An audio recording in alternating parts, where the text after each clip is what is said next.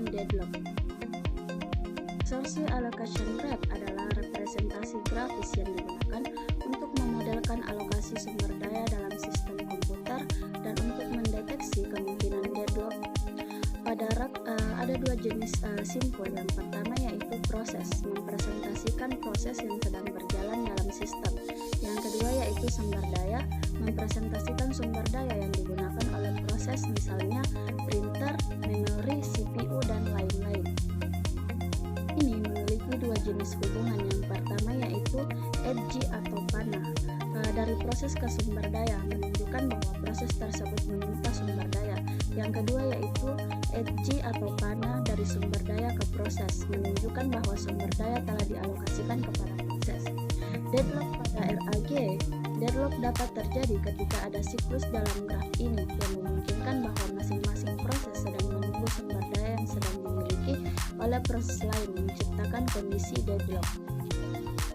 Penanganan deadlock. Deadlock adalah situasi di mana sekelompok proses tidak dapat melanjutkan eksekusi karena mereka saling menunggu satu sama lain untuk melepaskan sumber daya. Penanganan deadlock dapat dilakukan melalui beberapa pendekatan. Yang pertama, pencegahan deadlock atau deadlock prevention.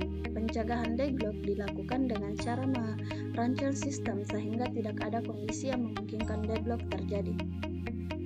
Empat kondisi yang harus dihindari untuk mencegah deadlock. Yang pertama yaitu mutual exclusion. Sumber daya harus dapat digunakan oleh hanya satu proses pada waktu tertentu. Yang kedua yaitu hold and wait. Proses yang sudah memegang satu sumber daya tidak boleh menunggu sumber daya lain.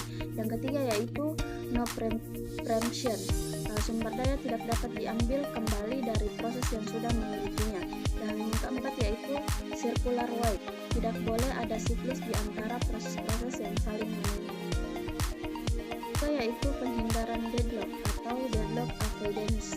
Sistem mencoba untuk menghindari deadlock dengan memeriksa apakah kondisi deadlock akan terjadi sebelum memberikan sumber daya. Salah satu algoritma yang digunakan adalah Bankers algorithm yang menghitung apakah alokasi sumber daya tertentu dapat menyebabkan sistem memasuki keadaan tidak aman, yaitu deteksi deadlock atau deadlock detection. Dalam pendekatan ini, deadlock dideteksi setelah terjadi dan kemudian dilakukan pemulihan. Proses yang terlibat dalam deadlock akan dianalisis dan siklus dalam graf akan membuktikan deadlock yang terjadi.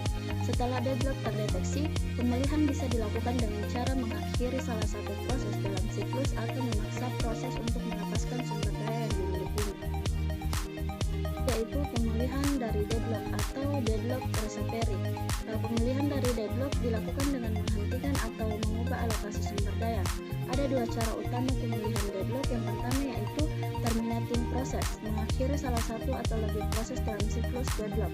Yang kedua yaitu resource preemption, mencabut sumber daya dari salah satu proses yang terlibat dalam deadlock dan memberikannya kepada proses lain.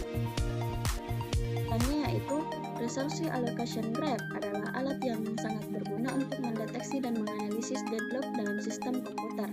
Deadlock dapat dihindari dengan merancang sistem untuk mencegah kondisi-kondisi tertentu, atau deadlock dapat dideteksi dan ditangani setelah terjadi. Dengan pendekatan yang tepat dalam pencegahan dan pemulihan deadlock, kita dapat memastikan bahwa sistem berjalan lebih efisien dan bebas dari masalah deadlock. Baik, itulah materi dari saya. Wassalamualaikum warahmatullahi wabarakatuh.